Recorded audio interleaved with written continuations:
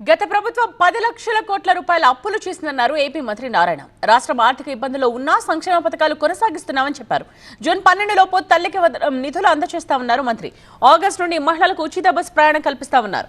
కాకినాడ జిల్లాలో DRC meeting అనంతరం ఈ కామెంట్స్ చేశారు.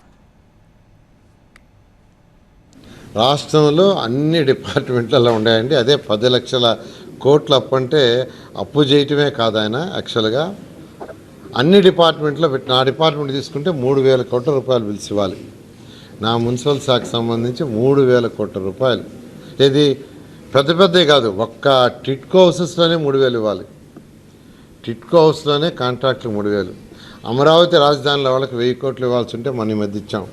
అవి కాకుండా చిన్నవి మున్సిపాలిటీస్లో వాటిలో దాదాపు 3,000 కోట్ల పైన నా ఒక్క డిపార్ట్మెంటే ఉంది.